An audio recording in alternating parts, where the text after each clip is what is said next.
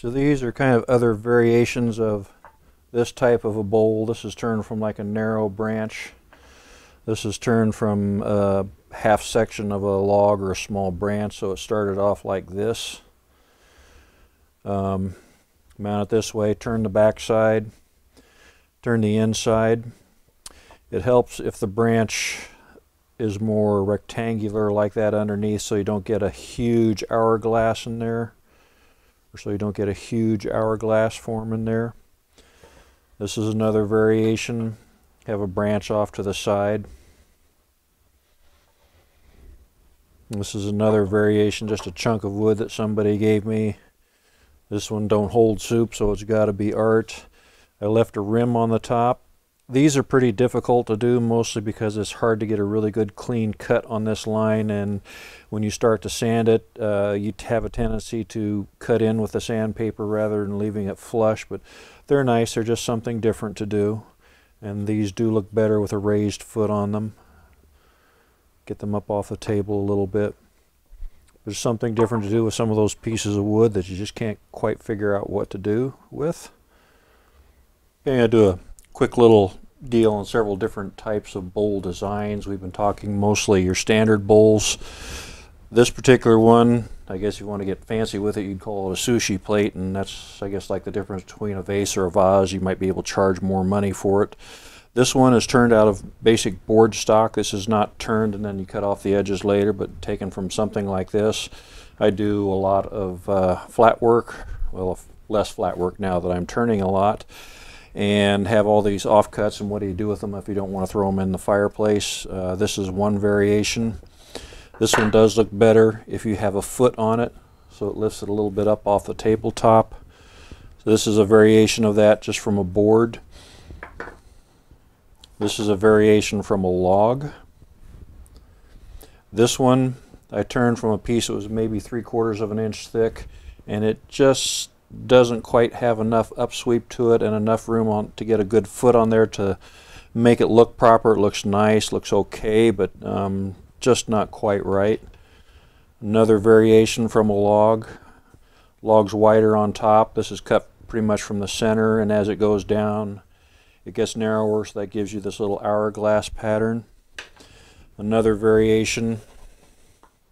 Okay, get that one out of there. Yeah. Okay. Another variation is this one. This is a piece of crotch wood or fork wood, whatever you want to call it. Irregular cut and shape. I made several of these kind of by accident, and they were snapped up immediately at the shows. It does not have to be round. It does not have to be rectangular. Just a variation. So what I'm going to do for this little demo, take this little piece here, turn something like this out of it. So this is a little piece of yew. This one has a knot right here. I do not want that in the bottom or the sides. So I've measured from the ends, have a center hole there. I'm going to drill a recess, mount it on the lathe. The two most difficult things, I guess, when you're doing these is keeping this thickness consistent all the way through the whole bowl, and this involves a lot of turning the lathe off and checking it, turn the lathe back on, turn it off, turn it on. You do not want to go too thin on it. The other difficulty is when turning this, generally you go from the rim to the top. On this, that works up to about this point right here. And then when you start coming out further out here, you'll start getting tear outs, so you actually do your finish cuts going from the rim back down towards the base. So mark the center line, have a pilot hole right there. Lower this down first, make sure it lines up. This one, since it is a fairly irregular surface, I want to take extra care when I'm entering that I'm going slowly, not very aggressively, because I don't want it to dig in and catch.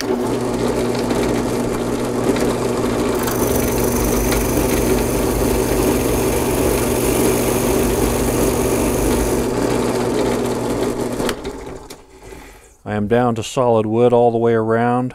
The bark does not give you much support for turning, so that's just perfect. And now back to the lathe. Onto my chuck here. I do have a set of extended jaws here, and I will use a tailstock on this one. It is small. The ends stick out fairly far. I just want to make sure I have very good support.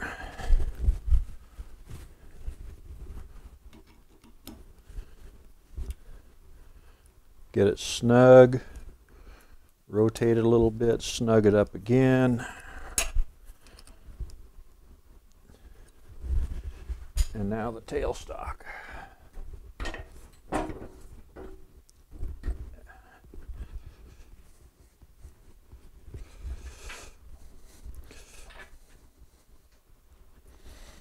So I'm going to end up nibbling away quite a bit out here. About top of it's going to be this high, and I'm just going to have a gentle swing up. I want to make sure I have enough on here to get an expansion joint or a mortise in there for reattaching it when I reverse it. So speed down.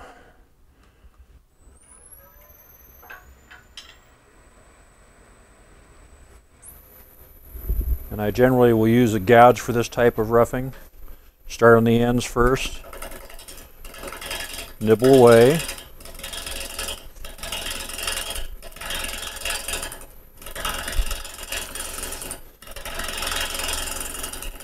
think I'm actually going to switch to a straight tool rest. I think that'll fit in here a little better.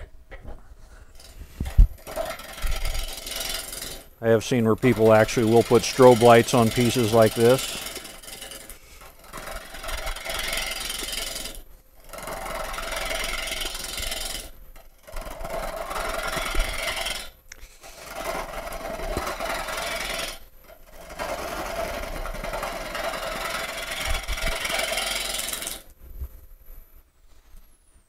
So the first thing I need to do is figure out how much I need to take off in here so I have enough for a foot on there, and it looks like I'm going to have to come into about here.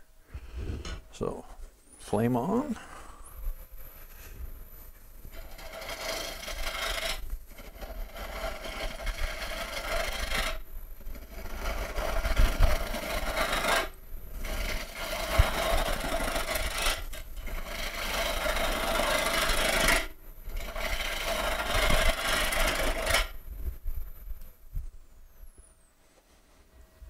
I'm still going to need to pull a little more off of that.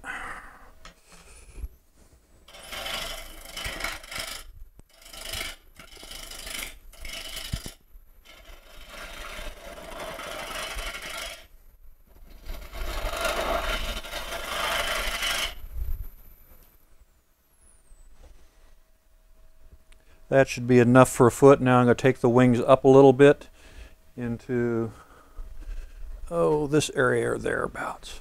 So round them off. Move the tool rest a little bit.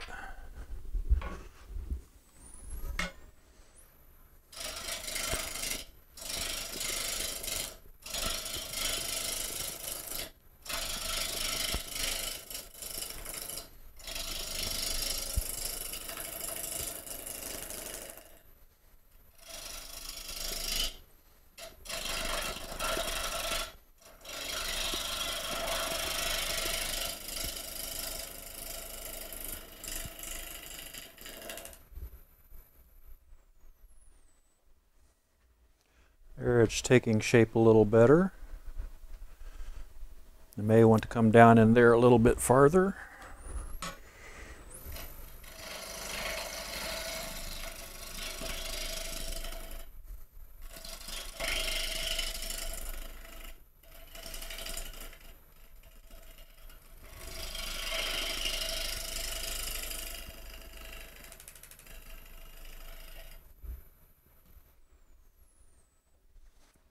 I have a nice gentle sweep here. Looks like a good surface. I still think I want to come down past this to get all the bark off the foot there.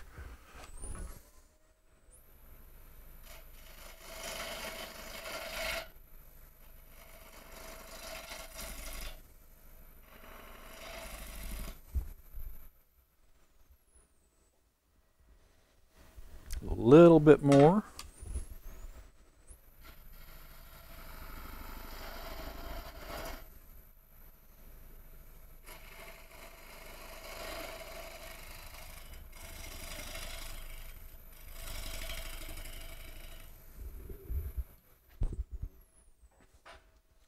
Now make a few passes from the rim down to the base. Those will be pretty much finished cuts. Rub the bevel.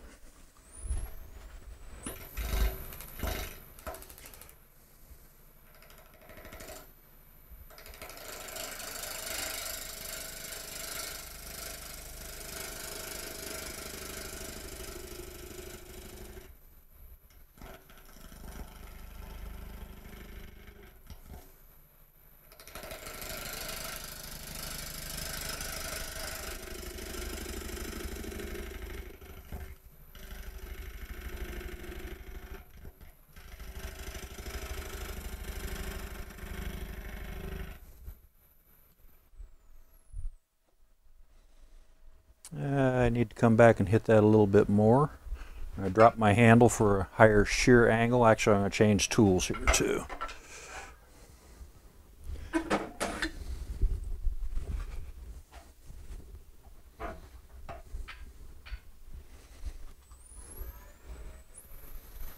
I'll try a real light pull cut, see what that does for me.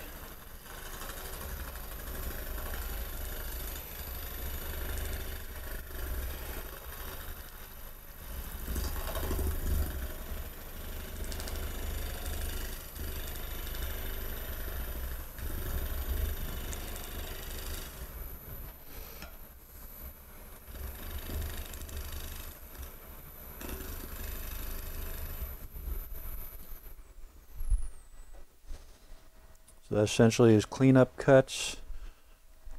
I'll come out a little bit closer to the rim for that.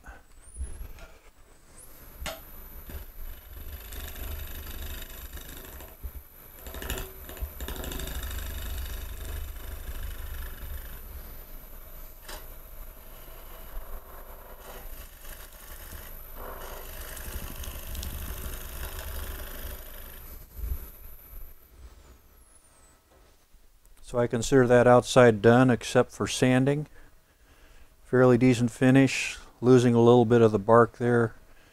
I don't really worry about that too much. It seems like if you want to keep the bark on, decide that you're going to try to remove every single bit of it, then you can't get it off no matter what you try to do. And if you don't want the bark to stay on, decide you're going to take it all off and it sticks like glue. So that's just kind of the world of wood turning. So now I'm going to flatten this off, turn my recess, and we'll reverse it.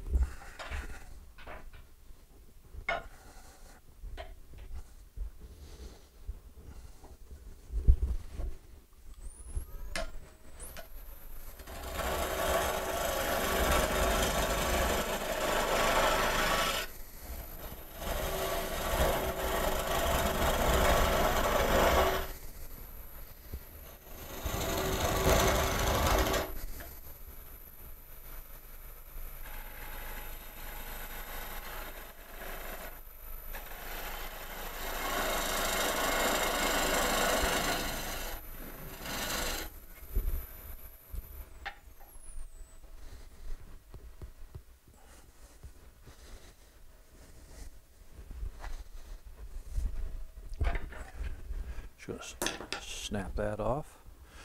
Now I get the tailstock out of the way. Very dainty cut since I don't have the tailstock attached.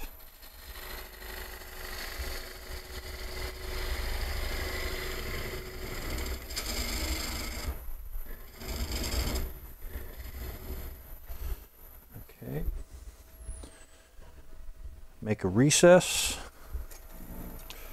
You hear the extra noise, that's vibration because it's sticking out a little bit farther.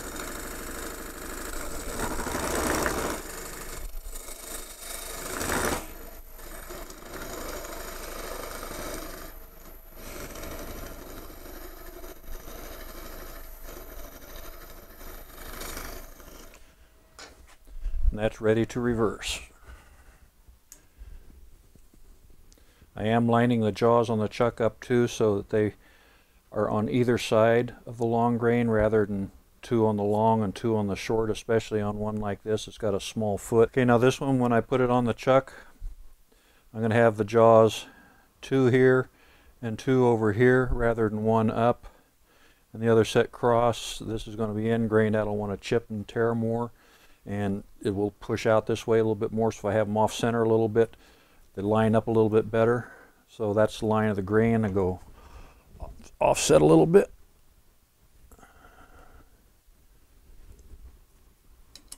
And this one again, not very tight, just snug. If you get it too tight, you can blow apart that little foot on there. And I will bring the tailstock back up for turning the inside until the inside's almost totally done. Okay, now I've got it reversed, have the tailstock back up there, and I'm going to start turning down the inside. Important thing too, make sure your fingers stay on this side of the tool rest rather than this one. It can be painful if you don't.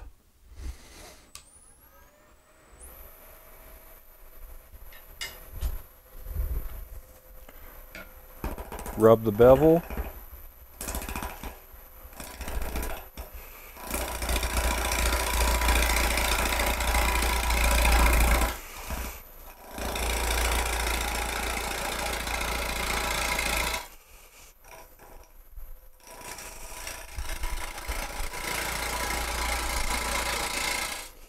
And this one, it's important to take it down in stages.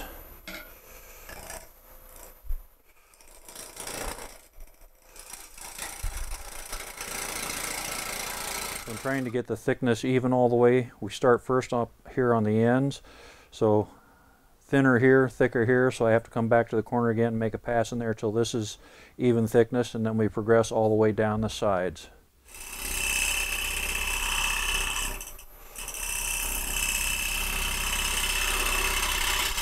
So still a little thicker in the middle.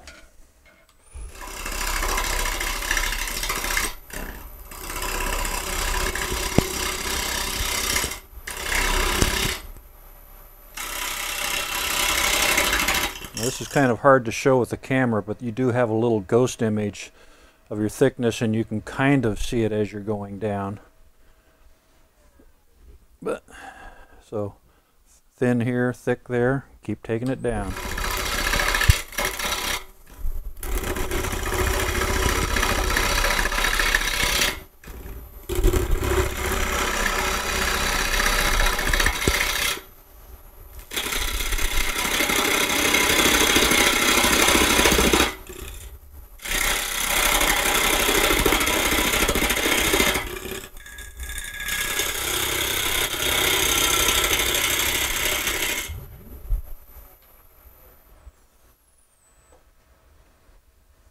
So that's a fairly even in thickness.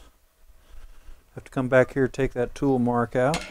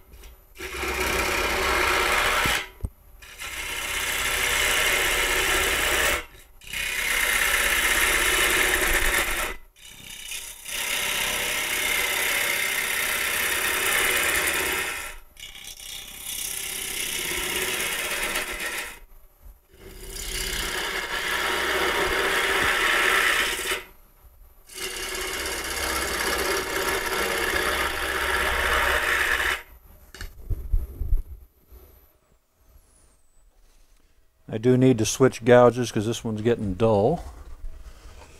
So come back to where these tool marks are, try to take those out.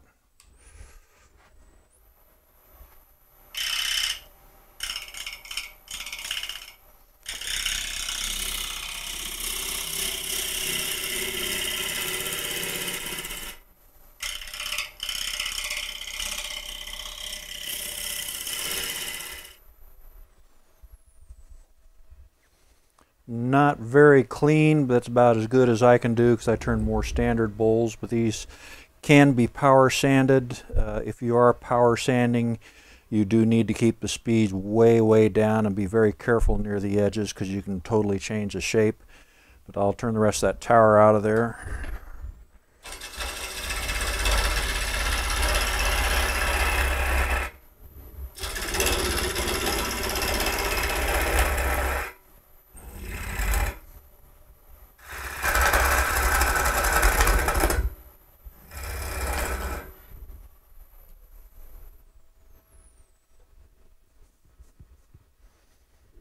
And since that is cross grain through there, that'll break off fairly easy.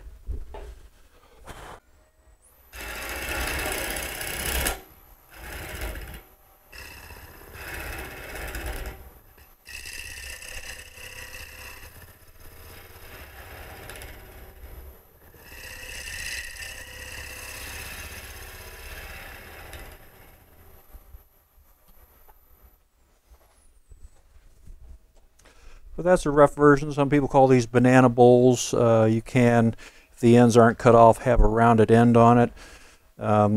This is, I guess you could call this artistic. As far as it being art or not, there's a gentleman on the WoodNet forums. His name is Anthony Yakonik, or Anthony Yak, I guess because people have a hard time pronouncing his last name, but he says if it don't hold soup, then it's art, and I think that's a pretty good guess as far as what's art and what's utility. But this is just a variation of a bowl. You can turn these from branches.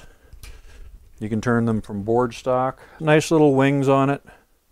Just a different shape, something different to do with some of those pieces of wood that you can't bear to throw away, but you don't know what the heck else to do with. This kept most of the bark on it. So, and these can be done from board stock or from log stock. Same thing. Just more, this one's more natural edge. This is more, well, rectangular edge. It's not round, but yeah.